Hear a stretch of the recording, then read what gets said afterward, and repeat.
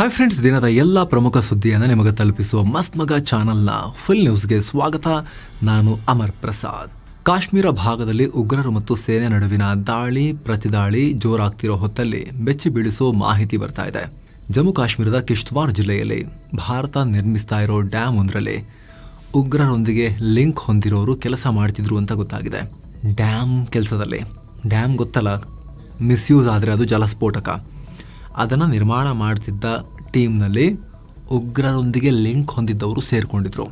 ಕೆಲ ತಿಂಗಳುಗಳಿಂದ ದ್ರಾಬ್ ಶಲ್ಲಾ ಏರಿಯಾದಲ್ಲಿ ಭಾರತ 850 ಮೆಗಾವ್ಯಾಟ್ ಸಾಮರ್ಥ್ಯದ ಹೈಡ್ರೋ ಎಲೆಕ್ಟ್ರಿಕ್ ಪ್ರಾಜೆಕ್ಟ್ ನಿರ್ಮಾಣ ಮಾಡ್ತಾ ಇದೆ. ಆದರೆ ಇಲ್ಲಿ ಕೆಲಸ ಮಾಡ್ತಿರೋ ಕಾರ್ಮಿಕರ ಪೈಕಿ 29 ಜನ ಕ್ರಿಮಿನಲ್ ಬ್ಯಾಕ್ಗ್ರೌಂಡ್ ಅಥವಾ ಉಗ್ರರೊಂದಿಗೆ ಲಿಂಕ್ ಹೊಂದಿರೋರು ಅಂತ ಜಮ್ಮು ಕಾಶ್ಮೀರ ಪೊಲೀಸರು ಹೇಳಿದ್ದಾರೆ.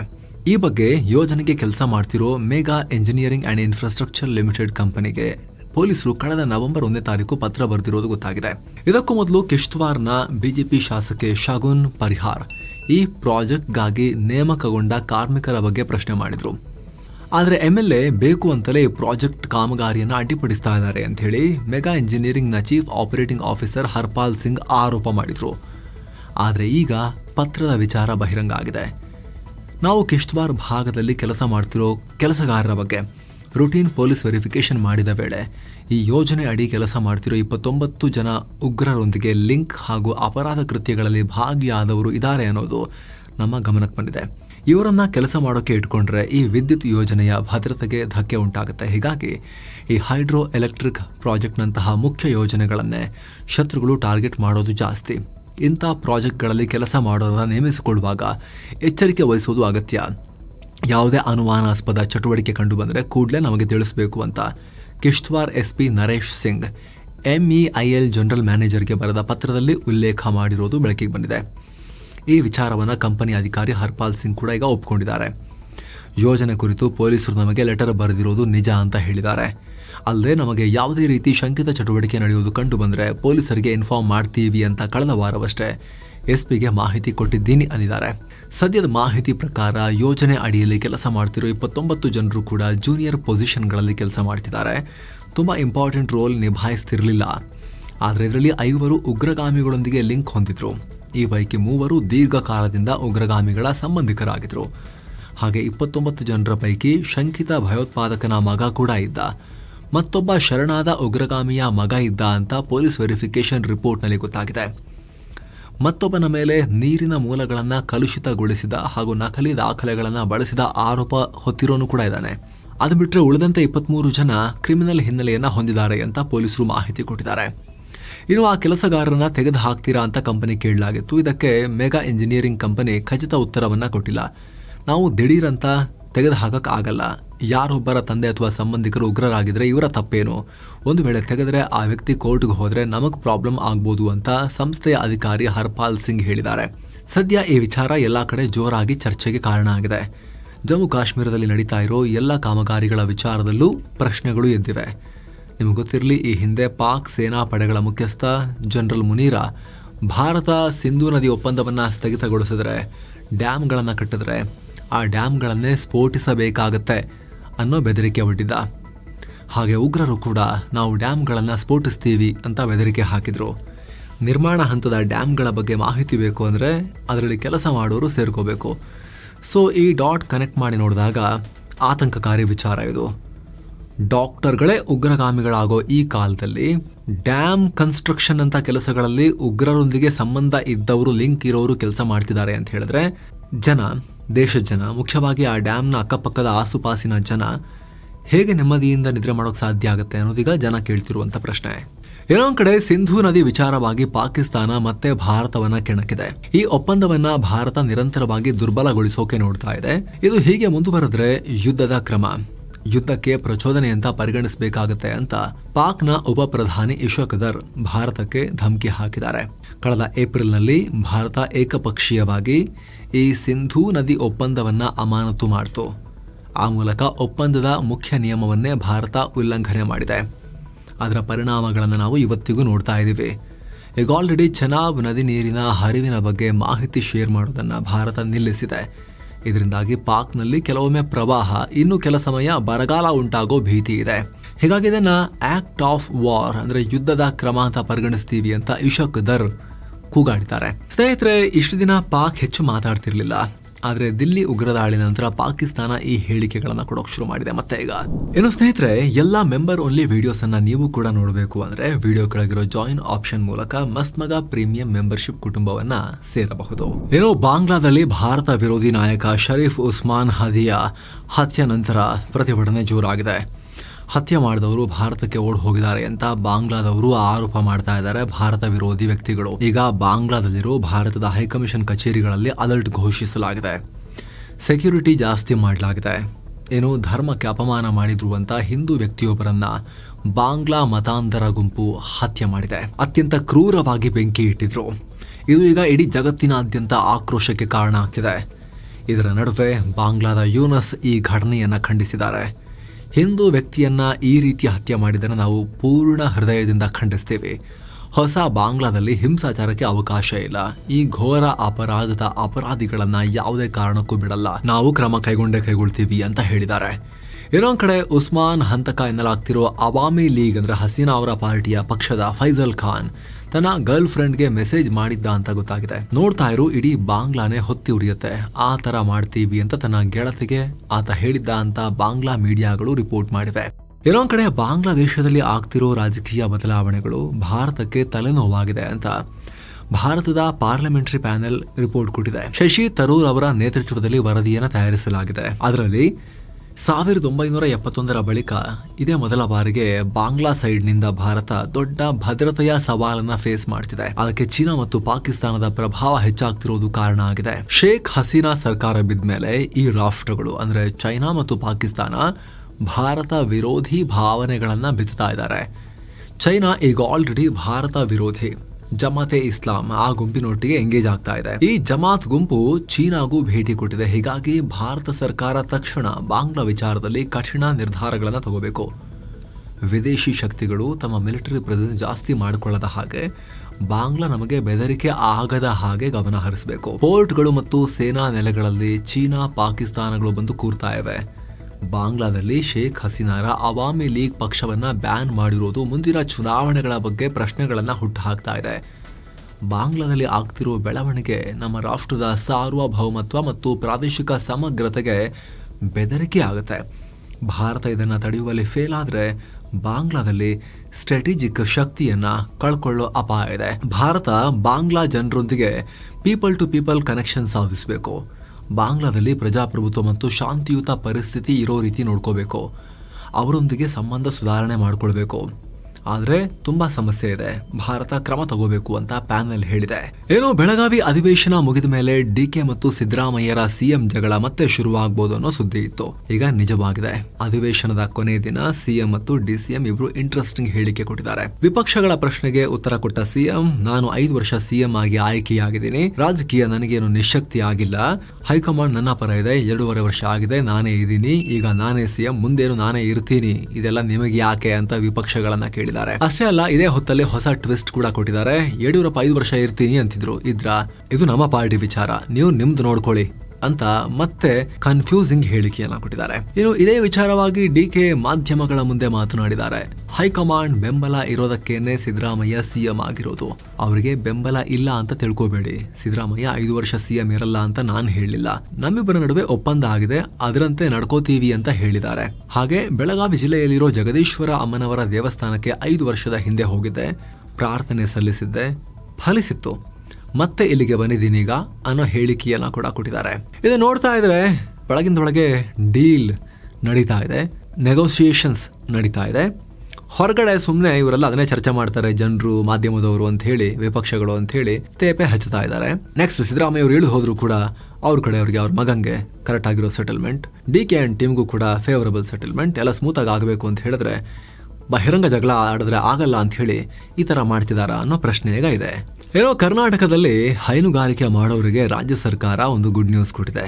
1 ಲೀಟರ್ ಹಾಲಿಗೆ 5 ರೂಪಾಯಿ ಇದ್ದ ಪ್ರೋತ್ಸಾಹ ಧನವನ್ನ 7 ರೂಪಾಯಿಗೆ ಏರಿಕೆ ಮಾಡಿದ್ದೀವಿ ಅಂತ ಸಿಎಂ ಘೋಷಿಸಿದ್ದಾರೆ. ರೈತರಿಗೆ ಹಸು ಸಾಕಿ ಮೇವು ಕೊಡೋಕೆ ಹೆಚ್ಚು ಖರ್ಚಾಗುತ್ತೆ, ಹಾಗಾಗಿ ನಾವು ಕೂಡ ಬೆಂಬಲ ಬೆಲೆ ಜಾಸ್ತಿ ಮಾಡಿದ್ದೀವಿ ಅಂತ ಸಿಎಂ ಹೇಳಿದ್ದಾರೆ. ಏನೋ ಬೆಂಗಳೂರಿನ ಸೆಕೆಂಡ್ ಏರ್ಪೋರ್ಟ್ಗೆ ಸಂಬಂಧಪಟ್ಟಂತೆ ಕೇಂದ್ರ ಸರ್ಕಾರ ಮಹತ್ವದ ಮಾಹಿತಿ ಕೊಟ್ಟಿದೆ. ಈ ವಿಮಾನ ನಿಲ್ದಾಣ ನಿರ್ಮಾಣಕ್ಕಾಗಿ ರಾಜ್ಯ ಸರ್ಕಾರದ ಕೋರಿಕೆ ಮೇರೆಗೆ ಭಾರತೀಯ ವಿಮಾನ ನಿಲ್ದಾಣ ಪ್ರಾಧಿಕಾರ 3 ಸ್ಥಳಗಳ ಕಾರ್ಯ ಸಾಧ್ಯತೆಯ ಸ್ಟಡಿ ಮಾಡಿದೆ. ಅದರ ವರದಿ ಕೂಡ ಸರ್ಕಾರಕ್ಕೆ ಬಂದಿದೆ. ಆದ್ರೆ ಅದ್ರ ಬಗ್ಗೆ ಮುಂದಿನ ಪ್ರಕ್ರಿಯೆ ಏನು ಅಂತ ರಾಜ್ಯದಿಂದ ಯಾವುದೇ ಪ್ರಸ್ತಾಪ ಬಂದಿಲ್ಲ ಅಂತ ಕೇಂದ್ರ ನಾಗರಿಕ ವಿಮಾನಯಾನ ಖಾತೆ ರಾಜ್ಯ ಸಚಿವ ಮುರಳೀಧರ್ ಮೆಹೋಲ್ ಹೇಳಿಕೆ ಕೊಟ್ಟಿದ್ದಾರೆ. ಇನ್ನು ಉತ್ತರ ಕನ್ನಡ ಜಿಲ್ಲೆ ಕಾರವಾರ ಭಾಗದಲ್ಲಿ ತೀವ್ರ ಕೋಲ್ಡ್ ವೇವ್, ಚಳಿ ಅಲೆ, ತಂಪು ಅಲೆ ಕುರಿತು ಅಲರ್ಟ್ ಕೊಡಲಾಗಿದೆ. ಡಿಸೆಂಬರ್ 20 ಹಾಗೂ 21ನೇ ತಾರೀಕು ಕಾರವಾರ ಸೇರಿದಂತೆ ರಾಜ್ಯದ ಕರಾವಳಿಯ ಕೆಲ ಭಾಗದಲ್ಲಿ ತೀವ್ರ ಚಳಿ ಅಲೆ ಎದುರಾಗೋ ಸಾಧ್ಯತೆ ಇದೆ. ಸಾಮಾನ್ಯ ತಾಪಮಾನಕ್ಕಿಂತ ಅಂದರೆ 29 ಡಿಗ್ರಿ ಸೆಲ್ಸಿಯಸ್ಗಿಂತ 4 ರಿಂದ 6 ಡಿಗ್ರಿ ತಾಪಮಾನ ಇನ್ನೂ ಕೆಳಗೆ ಡೌನ್ ಆಗಬಹುದು. ಹೀಗಾಗಿ ಕರಾವಳಿ ಜನ, ವಿಶೇಷವಾಗಿ ಮಕ್ಕಳು, ವೃದ್ಧರು ಮುನ್ನೆಚ್ಚರಿಕೆ ವಹಿಸಬೇಕು ಅಂತ ಸೂಚನೆ ಕೊಡಲಾಗಿದೆ. ಏನೋ ರೌಡಿ ಶೀಟರ್ ಬಿಕ್ಲು ಶಿವ ಕೊಲೆ ಕೇಸ್ನಲ್ಲಿ ಬಿಜೆಪಿ ಶಾಸಕ ಭೈರತಿ ಬಸವರಾಜುಗೆ ಬಂಧನದ ಭೀತಿ ಶುರುವಾಗಿದೆ. ಈ ಪ್ರಕರಣ ಸಂಬಂಧ ಬಸವರಾಜು ಸಲ್ಲಿಸಿದ್ದ ನಿರೀಕ್ಷಣಾ ಜಾಮೀನು ಅರ್ಜಿಯನ್ನ ಹೈಕೋರ್ಟ್ ರಿಜೆಕ್ಟ್ ಮಾಡಿದೆ. ನ್ಯಾಯಮೂರ್ತಿ ಸುನಿಲ್ ದತ್ ಯಾದವ್ ಅವರಿದ್ದ ಪೀಠ ಈ ಆದೇಶ ಹೊರಡಿಸಿದೆ. ಆದರೆ ಈ ಪ್ರಕರಣಕ್ಕೆ Coca, Karnataka control of organised crimes act apply ಆಗೋದಿಲ್ಲ ಅಂತ ಕೋರ್ಟ್ ಕ್ಲಾರಿಟಿ ಕೊಟ್ಟಿದೆ. ಭೈರತಿ ಬಸವರಾಜು ಈ ಸಂಬಂಧ ವಿಚಾರಣಾ ಕೋರ್ಟ್ ನಲ್ಲೇ ಅರ್ಜಿ ಸಲ್ಲಿಸಬೇಕು ಅಂತ ಹೈಕೋರ್ಟ್ ಸೂಚನೆ ಕೊಟ್ಟಿದೆ. ಕಳೆದ ಜುಲೈ 15ನೇ ತಾರೀಕು ಬೆಂಗಳೂರಲ್ಲಿ ಬಿಕ್ಲು ಶಿವ ಅನ್ನೋ ರೌಡಿ ಶೀಟರ್ ಅನ್ನ ಹಲಸೂರು ಪ್ರದೇಶದಲ್ಲಿ ಗುಂಪೊಂದು ಹತ್ಯೆ ಮಾಡಿತ್ತು. ಈ ಸಂಬಂಧ ದುಬೈಗೆ ಹಾರಿದ್ದ ಪ್ರಮುಖ ಆರೋಪಿ ಜಗದೀಶ್ ನನ್ನ ಬ್ಲೂ ಕಾರ್ನರ್ ನೋಟಿಸ್ ಹೊರಡಿಸಿ ಆಗಸ್ಟ್ ನಲ್ಲಿ ಎಳ್ಕೊಂಡ್ಬರಲಾಗಿತ್ತು. ಆದ್ರೆ ಈ ಕೇಸ್ ಸಂಬಂಧ ಮೃತ ಶಿವನ ತಾಯಿ ಭೈರತಿ ಬಸವರಾಜ್ ವಿರುದ್ಧ ದೂರನ್ನ ಕೊಟ್ಟಿದ್ರು. ಹಾಗಾಗಿ ಇವ್ರನ್ನ 5ನೇ ಆರೋಪಿ ಮಾಡಲಾಗಿದೆ. ಈಗ ಏನೋ ಡಿಸೆಂಬರ್ 1ರಿಂದ ಶುರುವಾಗಿದ್ದ ಸಂಸತ್ನ ಅಧಿವೇಶನ ಕೊನೆಗೊಂಡಿದೆ. ಕಲಾಪದ ಬಳಿಕ ಲೋಕಸಭಾ ಸ್ಪೀಕರ್ ಓಂ ಬಿರ್ಲಾ ಸರ್ವಪಕ್ಷಗಳ ನಾಯಕರ ಮೀಟಿಂಗ್ ನಡೆಸಿದ್ರು. ಇದರಲ್ಲಿ ಪಿಎಂ ಮೋದಿ, ರಕ್ಷಣಾ ಮಂತ್ರಿ ರಾಜನಾಥ್ ಸಿಂಗ್, ಕಾಂಗ್ರೆಸ್ನ ಪ್ರಿಯಾಂಕಾ ಗಾಂಧಿ ವಾದ್ರಾ ಸೇರಿದ ಹಾಗೆ ಹಲವರು ವಿಪಕ್ಷದವರು ಎಲ್ಲರೂ ಕೂಡ ಪಾಲ್ಗೊಂಡಿದ್ರು. ಒಟ್ಟಿಗೆ ಕುಳಿತು ಟೀ ಕುಡಿತಾ ಇದ್ದ ದೃಶ್ಯ ಕೂಡ ಕಂಡುಬಂದಿದೆ. ಈ ಬಗ್ಗೆ ಖುದ್ದು ಸ್ಪೀಕರ್ ಓಂ ಬಿರ್ಲಾ ಮಾಹಿತಿ ಕೊಟ್ಟಿದ್ದಾರೆ. 18ನೇ ಲೋಕಸಭೆಯ 6ನೇ ಅಧಿವೇಶನ ಮುಗಿದ ನಂತರ ಸಂಸತ್ನ ಕಚೇರಿಯಲ್ಲಿ ಪಿಎಂ ಸೇರಿ ಸರ್ವಪಕ್ಷಗಳ ನಾಯಕರೊಂದಿಗೆ ಸೌಹಾರ್ದ ಸಂಭಾಷಣೆ ನಡೆಸಲಾಗಿದೆ ಅಂತ ಹೇಳಿದ್ದಾರೆ. ಏನೋ ತಮಿಳುನಾಡಿನ ತಿರುಪರಕುಂದ್ರಂ ದೀಪ ವಿವಾದ ಈಗ ಮತ್ತೊಂದು ಹಂತಕ್ಕೆ ಹೋಗಿದೆ. ಬೆಟ್ಟದಲ್ಲಿ ದೀಪ ಹಚ್ಚೋಕೆ ಬಿಟ್ಟಿಲ್ಲ ಅಂತ ವ್ಯಕ್ತಿಯೊಬ್ಬರು ತಮ್ಮ ಪ್ರಾಣವನ್ನ ಕಳ್ಕೊಂಡಿದ್ದಾರೆ. ಇವ್ರನ್ನ ಪೂರ್ಣ ಚಂದ್ರನ್ ಅಂತ ಗುರುತಿಸಲಾಗಿದೆ. ಈ ಬಗ್ಗೆ ಆಡಿಯೋ ಮೆಸೇಜ್ ಒಂದನ್ನು ಕೂಡ ಶೇರ್ ಮಾಡಿ ಈ ಕೆಲಸವನ್ನ ಮಾಡ್ಕೊಂಡಿದ್ದಾರೆ. ನನಗೆ ಘಟನೆಯಿಂದ ತುಂಬಾ ನೋವಾಗಿದೆ. ಸರ್ಕಾರಕ್ಕೆ ದೀಪ ಹಚ್ಚೋದ್ರಿಂದ ಏನ್ ಸಮಸ್ಯೆ ಆಗುತ್ತೆ? ಎಲ್ಲ ಹಿಂದೂಗಳು ಈ ಬಗ್ಗೆ ಥಿಂಕ್ ಮಾಡಿ 2026ಕ್ಕಾದ್ರೂ ದೀಪ ಹಚ್ಚೋ ರೀತಿ ಆಗ್ಲಿ ಅಂತ ನಾನು ನಂಬ್ತಾ ಇದ್ದೀನಿ. ನಾನು ದೇವರೇ ಇಲ್ಲ ಅಂತ ಹೇಳಿದ ಪೆರಿಯಾರ್ ಮುಂದೆ ಪ್ರಾಣ ಕಳ್ಕೊಳ್ತಾ ಇದ್ದೀನಿ ಅಂತ ಹೇಳಿದ್ದಾರೆ. ಇದು ತಮಿಳುನಾಡಿನಲ್ಲಿ ತೀವ್ರ ಸಂಘರ್ಷಕ್ಕೆ ಕಾರಣ ಆಗ್ತಾ ಇದೆ. ಬಿಜೆಪಿಯ ಅಣ್ಣಾಮಲೈಯವರು ಮಾತನಾಡಿ ಡಿಎಂಕೆನ ಹಿಂದೂ ವಿರೋಧಿ ಕ್ರಮದಿಂದ ಈ ತರ ಆಗ್ತಾ ಇದೆ. ಮೃತರ ಕುಟುಂಬಸ್ಥರೊಂದಿಗೆ ನಾವಿದ್ದೀವಿ. ಸೂಕ್ತ ತನಿಖೆ ಆಗಬೇಕು ಅಂತ ಆಗ್ರಹ ಮಾಡಿದ್ದಾರೆ. ಇನ್ನು ಈ ತಿರುಪರಕುಂದ್ರಂ ದೀಪ ವಿವಾದ ಏನಿದು, ಯಾವ ಕಾಲದ್ದು, ಏನ್ ನಡೀತಾ ಇದೆ, ಅದಕ್ಕೆ ಈ ವಿಶೇಷ ವರದಿಯಲ್ಲಿ ಮಾಹಿತಿಯನ್ನ ಕೊಟ್ಟಿದ್ವಿ ಸ್ನೇಹಿತರೆ. ನಾವು ಸಬ್ಸ್ಕ್ರೈಬ್ ಮಾಡಿರೋ ವೀಕ್ಷಕರಿಗೆ ತಲುಪಿರುತ್ತೆ. ಇನ್ನು ಚುನಾವಣಾ ಆಯೋಗ ತಮಿಳುನಾಡು ರಾಜಧಾನಿ ಚೆನ್ನೈನಲ್ಲಿ ಒಟ್ಟು 14.25 ಲಕ್ಷ ಹೆಸರುಗಳನ್ನ ಮತದಾರರ ಪಟ್ಟಿಯಿಂದ ಅಮಾನ್ಯ ಆಗಿರೋ ಹೆಸರುಗಳನ್ನ ತೆಗೆದುಹಾಕಿದೀವಿ ಅಂತ ಹೇಳಿದೆ. ಹಾಗೆ ಚೆನ್ನೈ, ಕೊಯಮತ್ತೂರು, ಕರೂರ್, ದಿಂಡಿಗುಲ್ ಮತ್ತು ಕಾಂಚೀಪುರಂಗಳಲ್ಲೂ ಕೂಡ ಹೆಚ್ಚಿನ ಸಂಖ್ಯೆಯಲ್ಲಿ ಈ ಫೇಕ್ ಎಂಟ್ರೀಸ್ ಅನ್ನ ರಿಮೂವ್ ಮಾಡಿದೀವಿ ಅಂತ ಹೇಳಿದ್ದಾರೆ. ಈ ಹಿಂದೆ ಚೆನ್ನೈನಲ್ಲಿ ಒಟ್ಟು 40 ಲಕ್ಷ ಮತದಾರರ ಹೆಸರಿತ್ತು. ಈಗ ಅವರ ಸಂಖ್ಯೆ 25,79,000ಕ್ಕೆ ಇಳಿಕೆಯಾಗಿದೆ. ಮೃತಪಟ್ಟ ವ್ಯಕ್ತಿಗಳು, ಡಬಲ್ ಎಂಟ್ರಿ, ತಪ್ಪಾದ ದಾಖಲೆಗಳು, ಈ ಎಲ್ಲ ಕಾರಣಗಳಿಂದ ಇನ್ವ್ಯಾಲಿಡ್ ವೋಟರ್ಸ್ ಹೆಸರುಗಳನ್ನು ರಿಮೂವ್ ಮಾಡಲಾಗಿದೆ. ಎಗೇನ್ ಮೈಂಡಲ್ಲಿ ಇಟ್ಕೋಬೇಕು ಸ್ನೇಹಿತರೆ, ಜೆನ್ಯೂನ್ ವೋಟರ್ಸ್, ಜೀವಂತ ಇರೋ ವ್ಯಕ್ತಿ, ಮನೆ ಅಡ್ರೆಸ್ ಇರೋ ವ್ಯಕ್ತಿ, ಅವ್ರದ್ದು 4 ಜನ ತೆಗೆದ್ರೂ ಕೂಡ ಇಶ್ಯೂ ಆಗುತ್ತೆ. 1000 ಲಕ್ಷ ಅಲ್ಲ, ಅದರಲ್ಲಿ 14 ಲಕ್ಷ 50 ಲಕ್ಷ ಎಲ್ಲ ಇರೋ ವೋಟರ್ಸ್ ರಿಮೂವ್ ಮಾಡೋಕ್ಕೆಲ್ಲ ಬರೋದಿಲ್ಲ ನಮ್ಮ ದೇಶದಲ್ಲಿ. ಇಂಪಾಸಿಬಲ್. ವೋಟರ್ ಲಿಸ್ಟ್ ಎಲ್ಲ ಪೊಲಿಟಿಕಲ್ ಪಾರ್ಟಿ ಕೈಲಿರುತ್ತೆ, ಬೂತ್ದಿರುತ್ತೆ. ಇದು ಹೆಸರುಗಳು, ನೇಮ್ಸ್ ಡ್ರಾಪ್ ಆಗಿದೆ, ಇನ್ವ್ಯಾಲಿಡ್ ನೇಮ್ಸ್ ರಿಮೂವ್ ಆಗಿದೆ, ಆ ಥರ ನಾವು ಇದನ್ನು ನೋಡಬೇಕು. ಇಲ್ಲಾಂದರೆ ಸುಮ್ಮನೆ ಸೊಸೈಟಿಲಿ ಗಲಾಟೆ ಆಗುತ್ತೆ ಅಷ್ಟೇ ವಿಚಾರಕ್ಕೆ ಸಂಬಂಧಪಟ್ಟಂತೆ. ಏನೋ ಛತ್ತೀಸ್ಗಢದ ಬಸ್ತರ್ನಲ್ಲಿ ದೊಡ್ಡ ಕೋಮುಗಲಭೆಯಾಗಿದೆ. ಪರಿಣಾಮ 20ಕ್ಕೂ ಅಧಿಕ ಪೊಲೀಸರು ಮತ್ತು ಸ್ಥಳೀಯರು ಗಾಯಗೊಂಡಿದ್ದಾರೆ. ಡಿಸೆಂಬರ್ 16ನೇ ತಾರೀಕು ಬಡೆಟ್ಯಾವುಡಾ ಗ್ರಾಮ ಪಂಚಾಯತ್ ಅಧ್ಯಕ್ಷ ರಾಜ್ಮನ್ ಸಲಾಂ ಅನ್ನೋ ವ್ಯಕ್ತಿ ತನ್ನ ತಂದೆಯ ಮೃತದೇಹವನ್ನು ತಮ್ಮ ಸ್ವಂತ ಜಾಗದಲ್ಲಿ ಅಂತ್ಯ ಸಂಸ್ಕಾರ ಮಾಡೋಕ್ಕೆ ಮುಂದಾಗಿದ್ರು. ಆದರೆ ರಾಜಮನ್ ಕ್ರಿಶ್ಚಿಯನ್ ಧರ್ಮಕ್ಕೆ ಮತಾಂತರಗೊಂಡ ಕಾರಣ ಇವರು ಅಂತಿಮ ಸಂಸ್ಕಾರ ಮಾಡಬಾರ್ದು ಅಂತ ಊರಿನವರು ವಿರೋಧ ವ್ಯಕ್ತಪಡಿಸಿದ್ರು. ಹೀಗಾಗಿ ಅಲ್ಲಿ ಗಲಾಟೆ ಆಯಿತು. ಈಗ ಅದೇ ಕಾರಣಕ್ಕೆ ಉದ್ವಿಗ್ನತೆ ಜಾಸ್ತಿ ಆಗಿದೆ. ಇನ್ನು H1B ವೀಸಾ ವಿಚಾರವಾಗಿ ನಾನಾ ಪರ ವಿರೋಧ ಇರೋ ಹೊತ್ತಲ್ಲಿ ಅಮೆರಿಕದ ಮಾಜಿ ರಾಜತಾಂತ್ರಿಕ ಅಧಿಕಾರಿ, ಅದು ಭಾರತ ಮೂಲದ ಮಹ್ವಾಶ್ ಸಿದ್ದಿಕಿ ಗಂಭೀರ ಆರೋಪ ಮಾಡಿದ್ದಾರೆ. ಭಾರತದಲ್ಲಿ H1B ವೀಸಾ ಪಡೆಯೋಕೆ ದೊಡ್ಡ ಮೋಸ ನಡೀತಾ ಇದೆ, ಭಾರತೀಯರಿಗೆ ವೀಸಾ ಕೊಡೋದನ್ನ ತಡೆ ಹಿಡಿಬೇಕು ಅಂತ ಒತ್ತಾಯ ಮಾಡಿದ್ದಾರೆ. ನಾನು ಚೆನ್ನೈನಲ್ಲಿ ಆಫೀಸರ್ ಆದಾಗ ಎಲ್ಲ ಗೊತ್ತಿದೆ. ಲಂಚ ಕೊಟ್ಟು ಫೇಕ್ ಡಾಕ್ಯುಮೆಂಟ್ಸ್ ಎಲ್ಲ ಮಾಡಿಕೊಂಡು ಅಮೆರಿಕಕ್ಕೆ ಹೋಗ್ತಿದ್ದಾರೆ. Chennai consulate H1B visa fraud capital ಆಗಿದೆ. ಹೈದರಾಬಾದ್ನ ಅಮೀರ್ ಪೇಟ್ನಂತಹ ಕಡೆಗಳಲ್ಲಿ ನಕಲಿ ಡಿಗ್ರಿ ಸರ್ಟಿಫಿಕೇಟ್ ಸಿಗ್ತವೆ, ಫೇಕ್ ಬ್ಯಾಂಕ್ ಸ್ಟೇಟ್ಮೆಂಟ್ಗಳು ಸೃಷ್ಟಿಯಾಗ್ತವೆ. ಇದನ್ನೇ ಬಳಸ್ಕೊಂಡು ಜನ ಅಮೆರಿಕದ IT ಕೆಲಸಗಳನ್ನು ಗಿಟ್ಟಿಸ್ಕೊಳ್ತಿದ್ದಾರೆ. ಇದರಿಂದ ನಿಜವಾಗ್ಲೂ ಅರ್ಹತೆ ಇರೋರಿಗೆ ಸಿಗ್ತಾ ಇಲ್ಲ, ಅಮೆರಿಕನ್ಸ್ಗೆ ಅನ್ಯಾಯ ಆಗ್ತಾ ಇದೆ ಅಂತ ಹೇಳಿದ್ದಾರೆ. ಇನ್ನು ಸ್ನೇಹಿತರೆ, ಹಣಕಾಸು, ಬಿಸ್ನೆಸ್ ಮತ್ತು ಮಾರ್ಕೆಟ್ಗೆ ಸಂಬಂಧಪಟ್ಟ ಅಪ್ಡೇಟ್ಸ್ ನೋಡ್ತಾ ಹೋಗೋಣ. ಮೊದಲಿಗೆ ಶೇರ್ ಮಾರ್ಕೆಟ್ ನೋಡಿದ್ರೆ 4 ಸೆಷನ್ಗಳಲ್ಲಿ ವೀಕ್ನೆಸ್ ಕಂಡಿದ್ದ ಭಾರತದ ಷೇರುಪೇಟೆ ವಾರದ ವಹಿವಾಟಿನ ಕಡೆಯ ದಿನ ಗ್ರೀನ್ನಲ್ಲಿ ಎಂಡ್ ಆಗಿದೆ. ಚೆನ್ನಾಗಿ ಪರ್ಫಾರ್ಮ್ ಮಾಡ್ತು. 448 ಪಾಯಿಂಟ್ ಅಥವಾ 0.53% ಸೆನ್ಸೆಕ್ಸ್ ಏರಿಕೆ ಆಯಿತು. 84,929ಕ್ಕೆ ತಲುಪಿತು. ನಿಫ್ಟಿ 151 ಪಾಯಿಂಟ್ಸ್ ಅಥವಾ 0.58% ಜಂಪ್ ಆಯಿತು. 25,966ಕ್ಕೆ ರೀಚ್ ಆಯಿತು. ಅತ್ತ BSE mid cap index 1.26% jump ಆದರೆ ಸ್ಮಾಲ್ ಕ್ಯಾಪ್ ಇಂಡೆಕ್ಸ್ ಕೂಡ 1.25% ರೈಸ್ ಆಗಿದೆ. ಈ ಮೂಲಕ BSE ಲಿಸ್ಟೆಡ್ ಕಂಪನಿಗಳ ಮಾರುಕಟ್ಟೆ ಬಂಡವಾಳ ಮಾರ್ಕೆಟ್ ಕ್ಯಾಪ್ 465.8 ಲಕ್ಷ ಕೋಟಿಯಿಂದ 471 ಲಕ್ಷ ಕೋಟಿಗೆ ಜಂಪ್ ಆಗಿದೆ. 5 ಲಕ್ಷ ಕೋಟಿ ಜಂಪ್ ಆಗಿದೆ. ಮುಂಬರೋ ಜನವರಿಯಲ್ಲಿ ಅಮೆರಿಕದ ಫೆಡರಲ್ ರಿಸರ್ವ್ ಮತ್ತೆ ಬಡ್ಡಿದರ ಕಡಿತ ಮಾಡಬಹುದು ಅನ್ನೋ ಆಶಾಭಾವ, ಜಾಗತಿಕ ಮಾರುಕಟ್ಟೆಯ ಪಾಸಿಟಿವ್ ಟ್ರೆಂಡ್, US ಇನ್ಫ್ಲೇಷನ್ ಹಣದುಬ್ಬರ ಡೇಟಾ ನಿರೀಕ್ಷೆಗಿಂತ ಕಮ್ಮಿ ಇರೋದು, ಅಂದರೆ ಅಮೆರಿಕದಲ್ಲಿ ನಿಧಾನಗತಿಯಲ್ಲಿ ಬೆಲೆ ಏರಿಕೆ ಆಗ್ತಿರೋದು, ಎಲ್ಲ ಪಾಸಿಟಿವ್ ಅಂಶಗಳ ಕಾರಣದಿಂದ ಮಾರ್ಕೆಟ್ನಲ್ಲಿ ಗ್ರೀನ್ ಕಾಣಿಸ್ಕೊಂಡಿದೆ. ಏನು Bharat electronics, Tata motors passenger vehicles, power grid corporation of India, Asian paints, Reliance industries ಷೇರುಗಳು ಗ್ರೀನ್ನಲ್ಲಿದ್ವು. HCL technologies, Kotak Mahindra bank, ICICI bank, Sun pharmaceutical industries ರೆಡ್ನಲ್ಲಿದ್ವು. ಡಾಲರ್ ಮುಂದೆ ರೂಪಾಯಿ ಮೌಲ್ಯ 54 ಪೈಸೆ ಏರಿಕೆಯಾಗಿ 89 ರೂಪಾಯಿ 66 ಪೈಸೆ ಆಗಿದೆ. ಇನ್ನು ಅದಾನಿ ಗ್ರೂಪ್ ಮುಂದಿನ 5 ವರ್ಷಗಳಲ್ಲಿ ಏರ್ಪೋರ್ಟ್ಗಳ ಮೇಲೆ 1 ಲಕ್ಷ ಕೋಟಿ ರೂಪಾಯಿ ಹೂಡಿಕೆ ಮಾಡೋ ಘೋಷಣೆಯನ್ನ ಮಾಡಿದೆ. ಖುದ್ದು CEO ಅರುಣ್ ಬನ್ಸಾಲ್ ಹೇಳಿದ್ದಾರೆ. ಮುಂದಿನ ದಿನಗಳಲ್ಲೂ ಕೂಡ ಕೇಂದ್ರ ಸರ್ಕಾರ ಖಾಸಗೀಕರಣ ಮಾಡೋಕೆ ಹೊರಟಿರೋ 11 ಏರ್ಪೋರ್ಟ್ಗಳ ಮೇಲೆ ನಾವು ಗುರಿ ಇಟ್ಕೊಂಡಿದ್ದೀವಿ. ವೆರಿ ಅಗ್ರೆಸಿವ್ ಆಗಿ ಬಿಡ್ ಮಾಡ್ತೀವಿ. ಟೋಟಲ್ 1 ಲಕ್ಷ ಕೋಟಿ ರೂಪಾಯಿಗೂ ಅಧಿಕ ಹೂಡಿಕೆ ಮಾಡ್ತೀವಿ ಅಂತ ಹೇಳಿದ್ದಾರೆ. ಆಲ್ರೆಡಿ ಮುಂಬೈ, ಅಹಮದಾಬಾದ್, ಲಕ್ನೋ, ಮಂಗಳೂರು ಸೇರಿದ ಹಾಗೆ ದೇಶದ ಪ್ರಮುಖ 6 ಏರ್ಪೋರ್ಟ್ಗಳನ್ನು ಅದಾನಿ ಗ್ರೂಪ್ ಮಾಡ್ತಾ ಇದೆ.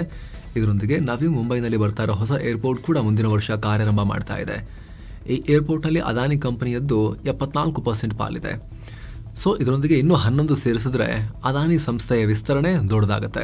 ಸದ್ಯ already Adani airport holdings limited ದೇಶದ ವಿಮಾನಯಾನದ 23% ಪ್ಯಾಸೆಂಜರ್ ಮತ್ತು 33% ಕಾರ್ಗೋದ ಮ್ಯಾನೇಜ್ಮೆಂಟ್ ಆಲ್ರೆಡಿ ಮಾಡ್ತಾ ಇದೆ. ಏನೋ ಶ್ರೀರಾಮ್ ಫಿನಾನ್ಸ್ ಕಂಪನಿ ತನ್ನ 20% ಪಾಲನ್ನ ಜಪಾನ್ ಮೂಲದ MUFG ಬ್ಯಾಂಕ್ಗೆ ಸೇಲ್ ಮಾಡೋದು ಕನ್ಫರ್ಮ್ ಆಗಿದೆ.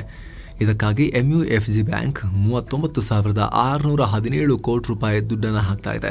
ಇದು ಭಾರತದ ಫಿನಾನ್ಸ್ ಸೆಕ್ಟರ್ನಲ್ಲೇ ಇಲ್ಲಿವರೆಗಿನ ದೊಡ್ಡ ಇನ್ವೆಸ್ಟ್ಮೆಂಟ್. ಕಂಪನಿ ಈ ಬಗ್ಗೆ ಮಾಹಿತಿ ಕೊಡ್ತಾ ಇದ್ದ ಹಾಗೆ ಮಾರ್ಕೆಟ್ನಲ್ಲಿ ಶ್ರೀರಾಮ್ ಫಿನಾನ್ಸ್ ಅದರ ಬೆಲೆ ಭಾರಿ ಜಿಗಿತಾಯಿತು. ಮಾರ್ಕೆಟ್ ಕೊನೆಯಾಗೋ ಹೊತ್ತಿಗೆ 4% ಜಂಪ್ ಆಗಿತ್ತು. 905 ರೂಪಾಯಿ 10 ಪೈಸೆಗೆ ತಲುಪಿತ್ತು. ಇನ್ನು ಸರ್ಕಾರಿ ಸ್ವಾಮ್ಯದ ವಿದ್ಯುತ್ ಉತ್ಪಾದನಾ ಕಂಪನಿ NTPC 2037ರವರೆಗೆ ದೇಶದಲ್ಲಿ 7 ಲಕ್ಷ ಕೋಟಿ ರೂಪಾಯಿ ಹೂಡಿಕೆ ಮಾಡೋ ಪ್ಲಾನ್ ಇದೆ ಅಂತ ಹೇಳ್ಕೊಂಡಿದೆ. ಮುಂದಿನ ದಿನಗಳಲ್ಲಿ ತನ್ನ ಪ್ಲಾಂಟ್ಗಳ ವಿಸ್ತರಣೆ ಮಾಡೋ ಗುರಿ ಇದ್ದು ದೇಶಾದ್ಯಂತ 244 ಗಿಗಾವ್ಯಾಟ್ ವಿದ್ಯುತ್ ಉತ್ಪಾದಿಸುವುದಾಗಿ ಹೇಳಿದೆ. NTPC ಭಾರತದ ಅತಿದೊಡ್ಡ ಪವರ್ ಜನರೇಟಿಂಗ್ ಕಂಪನಿ. ಆಲ್ರೆಡಿ ದೇಶದ 4/1 ಭಾಗದಷ್ಟು ವಿದ್ಯುತ್ ಬೇಡಿಕೆಯನ್ನು ಒಂದು ಕಂಪನಿ ಫುಲ್ಫಿಲ್ ಮಾಡ್ತಾ ಇದೆ. ಇನ್ನು ಭಾರತ ನಮ್ಮ IT ಉತ್ಪನ್ನಗಳ ಮೇಲೆ ವಿಪರೀತ ಟ್ಯಾರಿಫ್ ಹಾಕ್ತಾ ಇದೆ ಅಂತ ಚೀನಾ WTOಗೆ ಅಂದರೆ ವರ್ಲ್ಡ್ ಟ್ರೇಡ್ ಆರ್ಗನೈಸೇಷನ್ಗೆ ಕಂಪ್ಲೇಂಟ್ ಕೊಟ್ಟಿದೆ. ಭಾರತ ಅವರ ರಾಷ್ಟ್ರದ ಪ್ರಾಡಕ್ಟ್ಗಳಿಗೆ ಸಬ್ಸಿಡಿ ಕೊಡ್ತಾ ಇದ್ದಾರೆ, ನಮ್ಮ ಪ್ರಾಡಕ್ಟ್ಸ್ಗೆ ಹೆವಿ ಟ್ಯಾರಿಫ್ ಹಾಕ್ತಿದ್ದಾರೆ. ಇದರಿಂದ ಚೀನಾದ ಹಿತಾಸಕ್ತಿಗೆ ಪೆಟ್ಟು ಬೀಳ್ತಾ ಇದೆ. ಅಲ್ಲಿದು WTO ನಿಯಮದ ಉಲ್ಲಂಘನೆ ಅಂತ ದೂರಿದೆ. ಭಾರತ ಈಗಲೇ ಸರಿ ಮಾಡ್ಕೋಬೇಕು ಅಂತ ಚೀನಾದ ವಾಣಿಜ್ಯ ಇಲಾಖೆ ಹೇಳಿದೆ. ಭಾರತ ಸದ್ಯಕ್ಕೆ ಯಾವುದೇ ಪ್ರತಿಕ್ರಿಯೆ ಕೊಟ್ಟಿಲ್ಲ. ಏನೋ ಚಿನ್ನ ಮತ್ತು ಬೆಳ್ಳಿ ಬೆಲೆ ವಿಚಾರಕ್ಕೆ ಬಂದರೆ 24 ಕ್ಯಾರೆಟ್ನ 10 ಗ್ರಾಂ ಚಿನ್ನದ ಬೆಲೆಯಲ್ಲಿ 695 ರೂಪಾಯಿ ಕಮ್ಮಿಯಾಗಿ 1,31,779 ರೂಪಾಯಿ ಆಗಿದೆ. 22 ಕ್ಯಾರೆಟ್ನ 10 ಗ್ರಾಂ ಚಿನ್ನದ ಬೆಲೆಯಲ್ಲಿ 640 ರೂಪಾಯಿ ಕಮ್ಮಿಯಾಗಿ 1,20,710 ರೂಪಾಯಿ ಆಗಿದೆ. ಸೊ ಫ್ರೆಂಡ್ಸ್, ಇದಾಗಿತ್ತು ಇವತ್ತಿನ ಫುಲ್ ನ್ಯೂಸ್. ನಾವು ಕೊಯ್ದಿಲ್ಲ, ಎಳೆದಿಲ್ಲ, ಕಿರ್ಚಾಡಿಲ್ಲ, ಕೇವಲ ಸುದ್ದಿಯ ರೀತಿಯಲ್ಲಿ ತಲುಪಿಸುವ ಪ್ರಯತ್ನವನ್ನು ಮಾಡಿದ್ದೀವಿ. ನಮ್ಮ ಈ ಪ್ರಯತ್ನ ನಿಮಗೆ ಇಷ್ಟ ಆಗ್ತಾ ಇದ್ದರೆ ದಯವಿಟ್ಟು ಮಸ್ತ್ ಮಗ ಚಾನಲ್ಗೆ ಸಬ್ಸ್ಕ್ರೈಬ್ ಮಾಡಿ. ಹಾಗೆ ಸ್ನೇಹಿತರೆ, ಆಗಲೇ ಹೇಳಿದ ಮಸ್ತ್ ಮಗ ಪ್ರೀಮಿಯಂ ಮೆಂಬರ್ಶಿಪ್ನಲ್ಲಿ ಇಂಟ್ರೆಸ್ಟ್ ಇರೋರು ವಿಡಿಯೋ ಕೆಳಗಿರೋ ಜಾಯಿನ್ ಆಪ್ಷನ್ ಮೂಲಕ ಸೇರ್ಬೋದು. ಆನಂತರ ಎಲ್ಲ ಮೆಂಬರ್ ಓನ್ಲಿ ವೀಡಿಯೋಸನ್ನು ನೀವು ಕೂಡ ನೋಡೋಕೆ ಶುರು ಮಾಡ್ಬೋದು. ನಮಸ್ಕಾರ ಸ್ನೇಹಿತರೆ.